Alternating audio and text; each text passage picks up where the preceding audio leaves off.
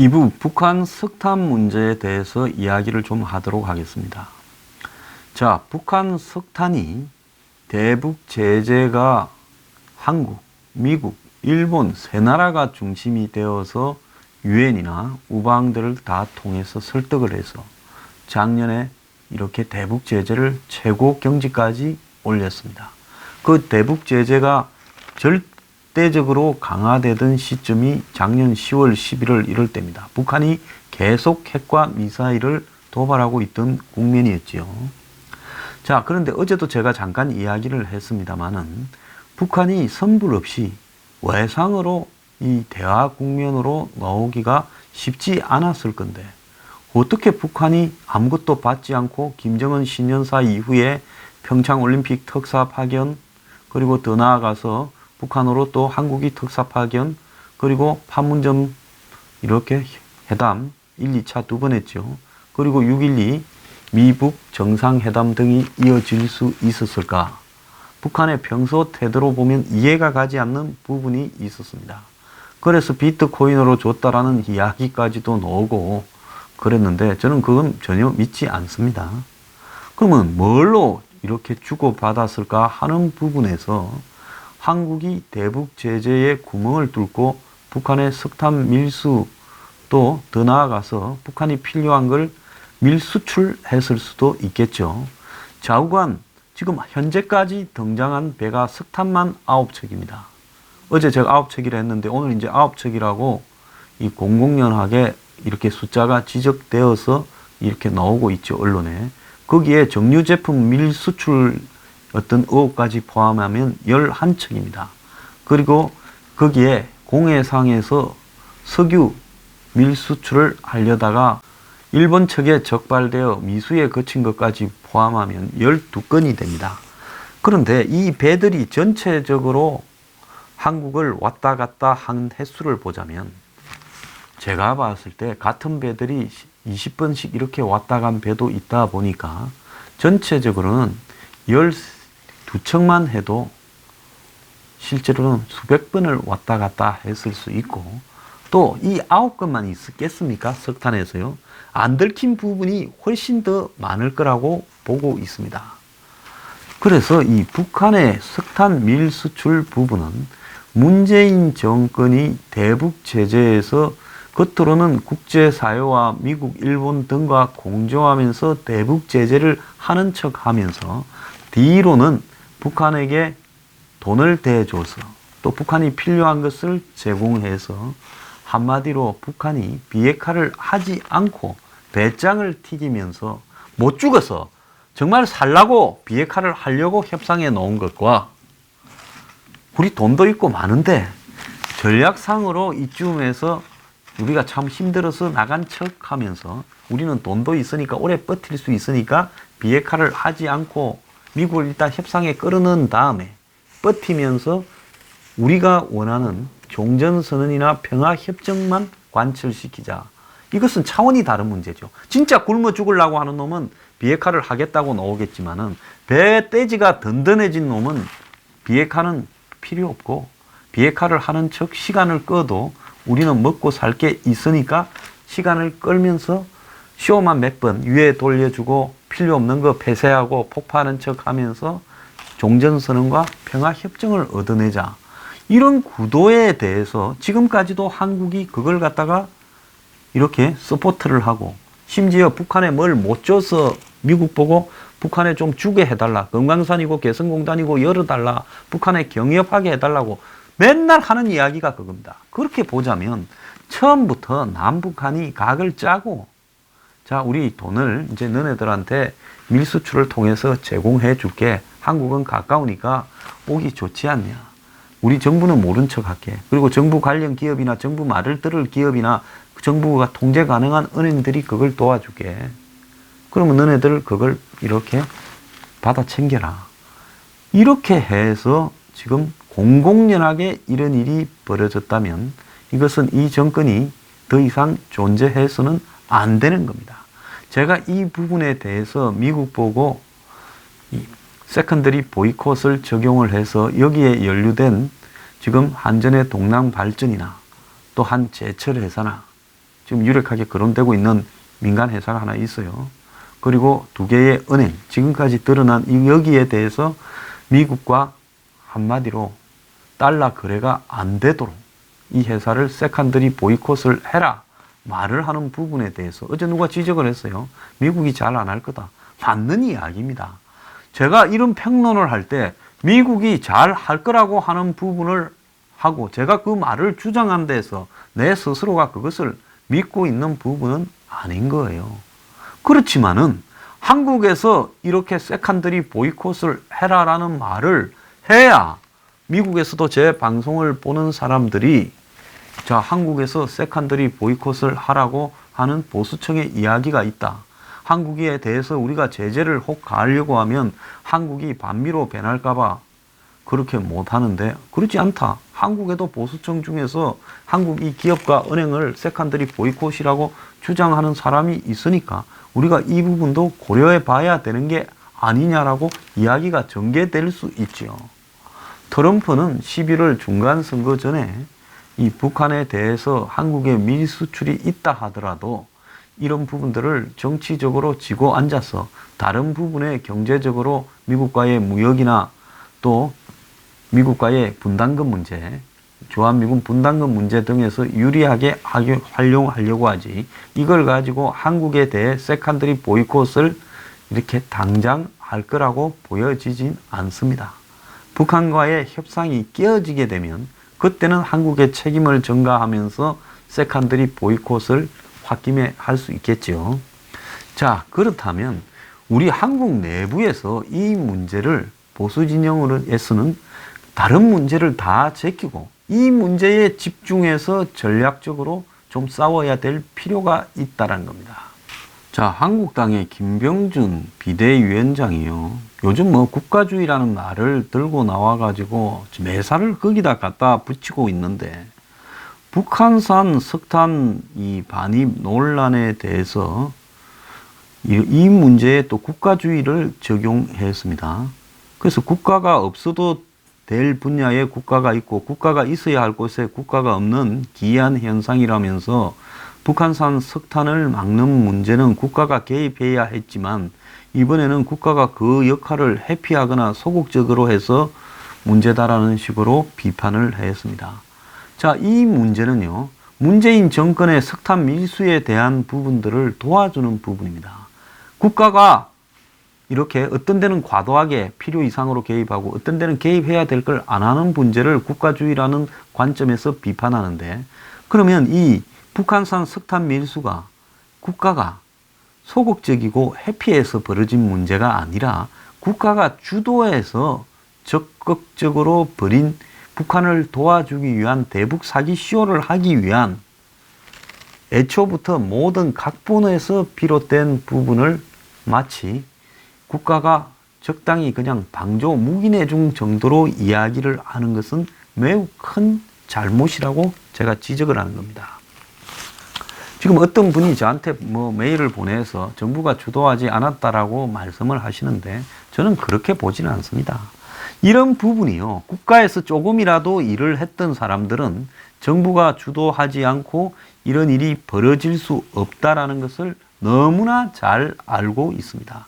대한민국에요, 굉장히 많은 정보기관이 있고 국가기구가 있습니다. 그런 기구에서 이런 일들이 벌어지고 일찌감치 미국에서 경고가 났었는데도 지금까지 이 문제에 손을 대지 않고 하나 들키면 한 개 있다, 2개 들킬 것 같으면 2개 있다 하면서 지금 들키는 것만큼만 인정을 하면서 이것도 적당히 자신들이 시킨 일이기 때문에 처벌을 무마시키 보려고 적당한 선에서 끝내려는 지금 이 장난들을 끊임없이 치고 있는 모습이 보입니다. 그런데 정말 우려스러운 것은 북한 석탄을 운반했던 또 다른 선박이 포항에 현재 정박 중에 있는데 석탄을 싣고 왔다라는 이야기가 나오고 있습니다. 자, 과거에 북한 석탄을 한국으로 실어 날라온 것으로 의심되는 선박이 또다시 한국에 정박 중인데 불과 이틀 만에 엊그제 한민척이 왔다가 또 지난 토요일 날 나갔다 했지요. 토요일 날 나간 이후에 이틀 만에 또 한국에 다른 선박이 유사한 선박이 들어와 있다는 겁니다. 이걸 지금 억류할지 지켜보겠다고 미국의 소리 방송이 보도를 했는데요. 최근 북한산 석탄을 싣고 한국에 입항했다라는 지적을 받은 제3국 선박 진룽호가 한국 포항에 입항해 있다. 이 진룽호 어제도 이야기를 했죠. 1차 10월 달에 2번 실어 날란 거 말고 2차 11월 달 실어 날른 부분에 관계된 배입니다.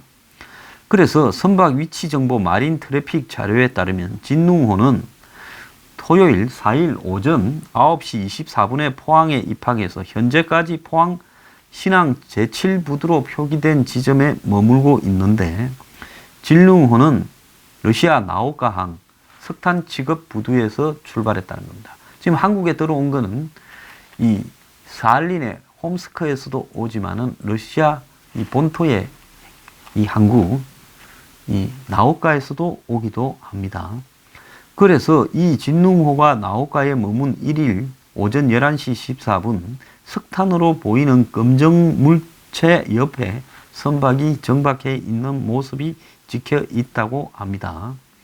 그리고 포항의 부두의 경우에는 이 진룽호 도착 이전의 위성 사진만이 있어 확인이 어렵지만 석탄이 하역된 흔적이 있는 것으로 나타났다는 겁니다.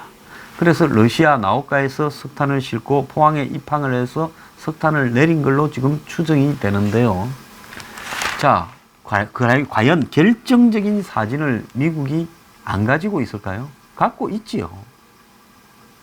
그렇지만 또 너네 입으로 한번 이야기를 해보고 이 배는 납포하고 억류할 거냐에 대해서 한국에 질문을 던지고 있는 겁니다. 유기준 의원은 5일 보도자를 통해 진룽호와 샤이닝 리치호, 안치안 저우 66호가 추가로 북한산 석탄을 한국에 반입한 배들이라고 밝힌 바가 있고, 그리고 유기준 의원 등이 진룽호를 지목할 당시 선박 고유 식별 번호는 공개하지 않았는데 이번에 포항에서 발견된 진룽호가 동일 선박이 아닐 가능성도 배제할 수는 없다고 이야기를 합니다.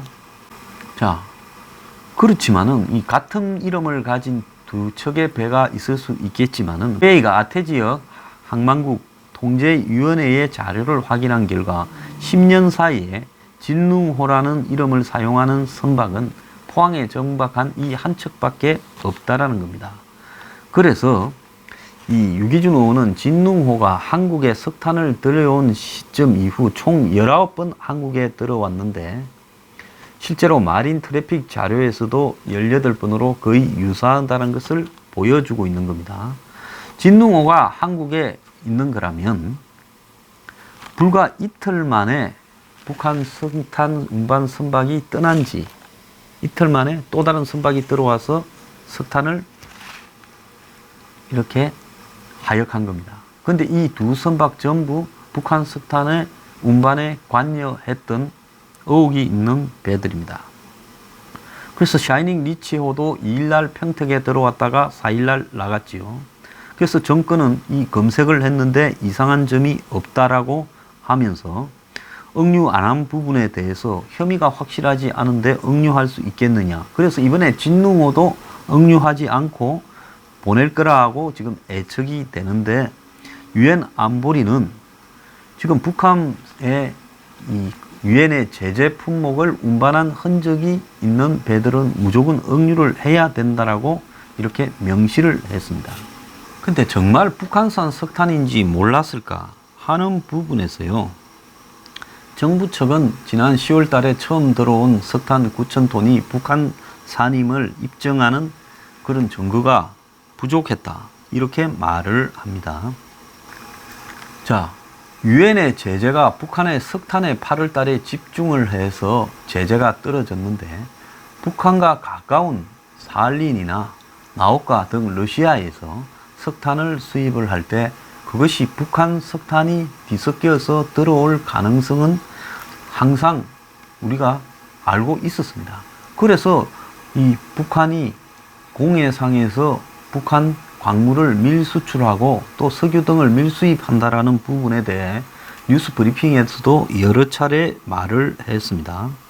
그렇다면 이 중개업체가 중간에 있었다라는데 이 중개업체가 다른 기업에도 석탄을 공급하는 석탄 전문 중개업체이기 때문에 실질적으로 북한산 석탄이 훨씬 더 많이 곳곳에 이렇게 갔을 수가 있다는 겁니다. 이 사람들이 북한산을 러시아 석탄이라고 속여서 공급을 했다면 이야, 두 척만 그렇게 하고 나머지 배는 그렇게 했을 가능성이 없다라는 것은 논리적으로 맞지 않겠죠.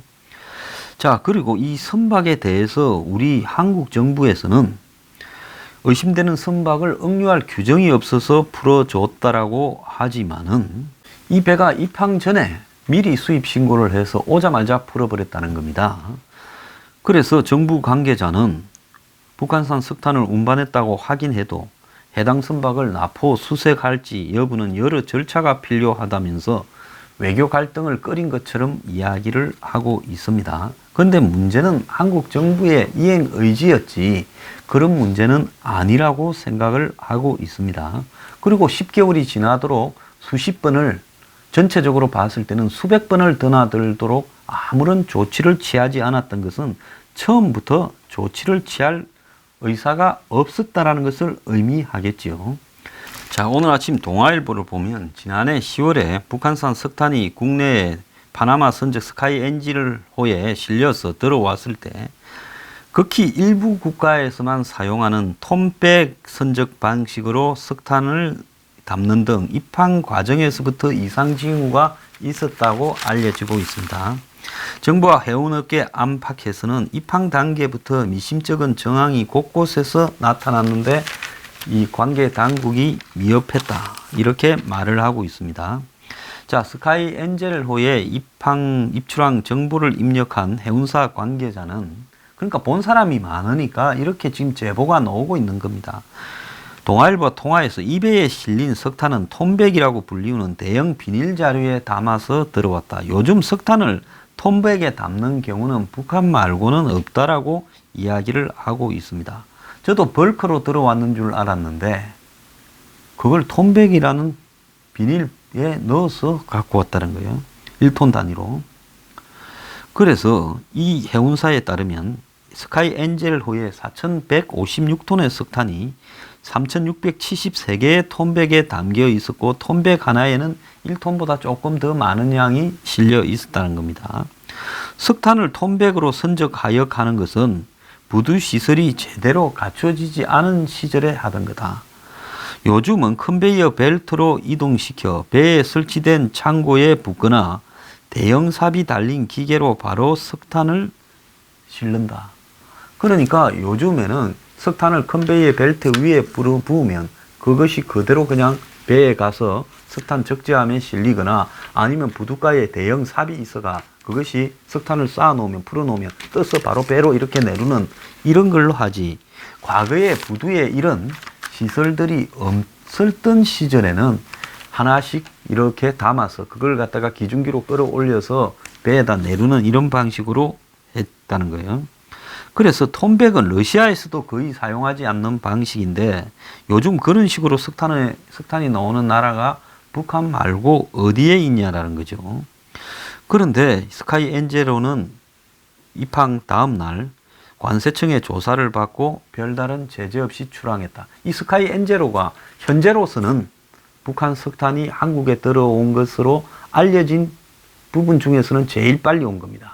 그러니까 처음에 톰백에 싣고 들어왔는데 그냥 관계 당국 조사를 받고 그대로 나갔다는 거죠. 대북 제재 위반을 확인할 방법이 없다는 것이에요. 그래서 관세청은 이 해운사에 대해서 화물 관련 정보를 요청하는 등 관련 조사를 했다는 겁니다.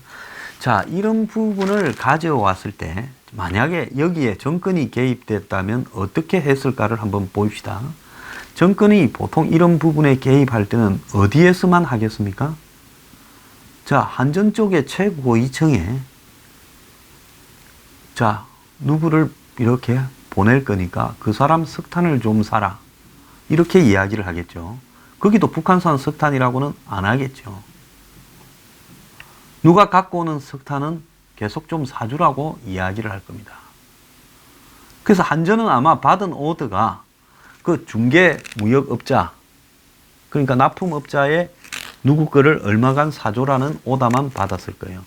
그리고 그것은 러시아산이다. 딱 그것만 한전이 알았을 거라고 봅니다. 자, 여기서 가격이 중요하지 않은 부분은요.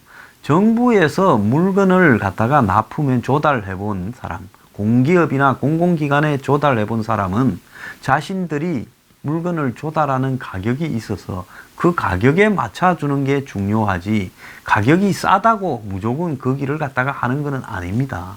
비슷하면 싼 거를 택하겠지만은 가격이 싸다라는 것이 절대적 선택의 기준은 아니라는 거예요.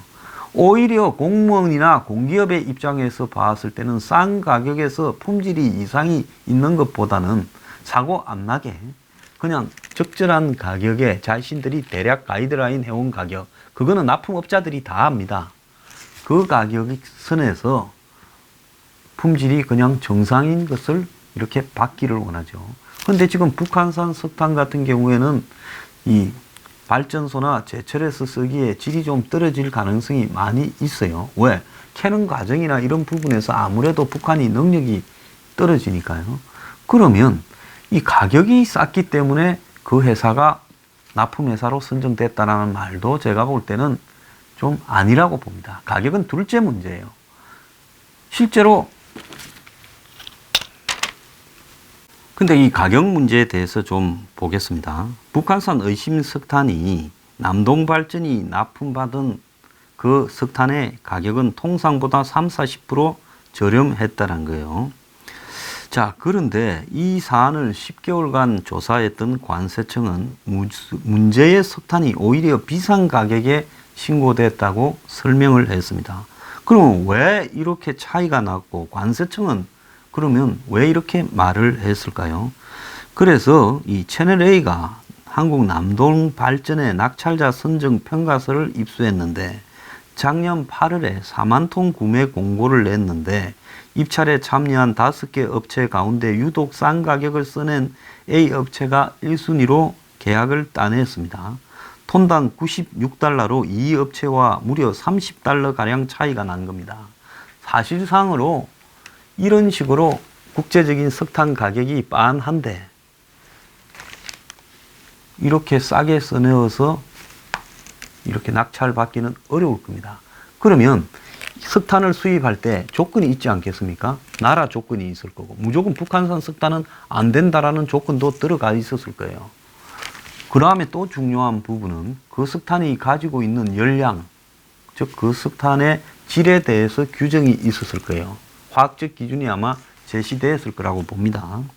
자, 그러면 북한산 석탄이 안 된다라는 규정이나 화학적 열량이 제시되었을 때 과연 이런 가격만으로 북한산 석탄 30달러 싸다고 해줬다라는 부분이 이게 납득이 가는 걸까요? 오히려 이렇게 싼 게 있으면 공공기관들이 더 의심했을 거라고 봅니다. 그런데 이게 왜 싸게 했을까요? 북한산 석탄이 질이 떨어지니 국제 시세보다 싼 것도 사실이고 다른 한편으로는 이 회사를 시켜준 이유를 위에서 누가 시켜서 저걸 A 회사 거를 중개업체가 납품하는 걸 사라 했으니 나는 싸기 때문에 그 회사를 해줬다라고 빠져나갈 부분이 있는 부분에서는 서로 미리 입을 맞췄다고 봅니다.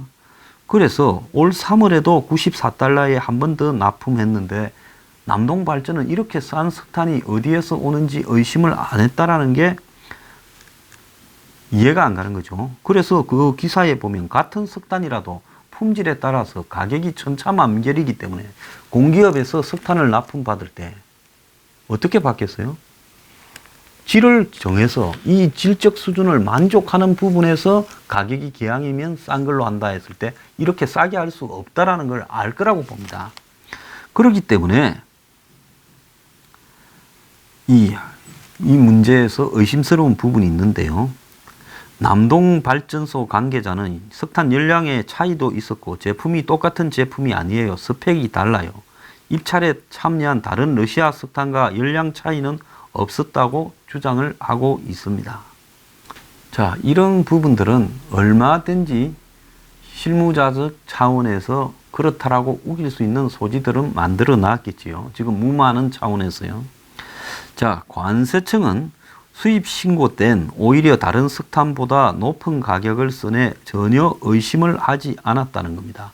업체 간에 얼마에 계약했는지 확인해 본 바도 들어온 바도 없다라고 했는데, 입수한 문건에는 이 서울 세관이 지난해 11월에 남동발전에 요청을 해서 만들어진 정황이 있었다는 겁니다. 그러니까 한마디로 들어오는 부분에 대해서 방치를 했다가 나중에 시끄러워질 것 같으니 입찰 가격 부분이 드러나지 않도록 좀 높은 걸로 조작을 한 걸 서류를 서로 알고 주고받았을 가능성이 크다는 겁니다. 근데 이 정부의 이 석탄 대응에 있어서요, 정부가 대책 회의를 했다라고 하는데 국정원 따로 관세청 해경 따로 해서 관계기관끼리 정보 공유가 전혀 되지 않고 북한 석탄을 알고도 이걸 우리가 관여하면 다친다 싶어서 손을 놓은 흔적까지 있다라는 겁니다. 그래서 전체적으로 봤을 때 이 일은 만약에 상식적으로 본다면 이런 일들이 정부의 묵인 아래 앙금 지시 아래 행해졌다면 국정원 정도가 알고 나머지 기관이나 단체들은 알라고도 하지 않았고 또 그런 내용을 듣지 못한 이 관세청이나 이런 데서 가서 왔다 가고 난 뒤에 조사를 갖다가 좀 하면 아마 사후적으로 그건 손대지 말라고 연락을 받았을 겁니다. 그러니까 이 부분에 대해서 전부 빠져버린 거죠. 아마 해운 항만 관계자들은 전원이 이 내용에 대해서는 어느 정도 그 부분에 대해서는 손대지 마라 하고 자기들끼리 쉬쉬하는 이야기가 있었을 거라고 봅니다. 보통 이 나가 있는 국정원의 공사라고 불리우는 이 외국에 나가 있는 국정원 직원들이 있지요. 특히 러시아 이런 데 연해주 일대에 많이 있어요. 이 사람 같은 경우에는 러시아 쪽에서 한국으로 들어오는 물건, 특히 북한산으로 의심되는 물건이 들어오는 거 이런 부분을 다 체크해서 얼마가 수출되는가 하는 자료들을 다 받아보는 그런 역할을 하고 있을 거라고 봅니다. 그럼에도 불구하고 북한산으로 의심되는 것이 이렇게 드러나드는데도 이 러시아 현지에 나가 있는 국정원의 공사가 모르고 또 이런 해운항만청의 자료들을 관세청의 자료들을 이렇게 한국에 있는 국정원이 몰랐다 하면 해외 정보 전문기관으로 가겠다라는 국정원의 변화에 대한 현 정부의 입장은 전부 거짓말이라는 거죠. 이런 것도 모르면서 무슨 해외 정보 전문기관으로 가겠느냐. 국정원을 그래서 해체해야 된다라는 이야기를 제가 다시 하는 거예요. 그래서 이 일은요, 철저하게 극소수만 아는 척에 알면서 해당 업체를 하나 선정해서 중개 조달 업체를 수입하는 업체를 그 업체에 대해서 받아줘라고 하고 그 업체에서 갖고 오는 부분에 대해서 묻지도 따지지도 마라 그러고 사후적으로 눈치 없이 좀 조사를 한 쪽에는 대충 하고 보내라는 오다가 떨어졌을 가능성이 매우 큰 방식입니다. 그래서 지금까지 이 일에 대해서 조사를 안 한 거죠. 공무원들이 자기 다칠 일들 안 합니다. 의심스러우면 끝까지 물고 늘어지지요. 그래서 이 일에 이 총 배후에는 정권의 핵심이 있을 가능성이 매우 높다라는 겁니다. 자, 한국당 이 일을 오래 끌지 말고요. TF가 구성되어 있는데 국정조사로 몰고 가야 됩니다.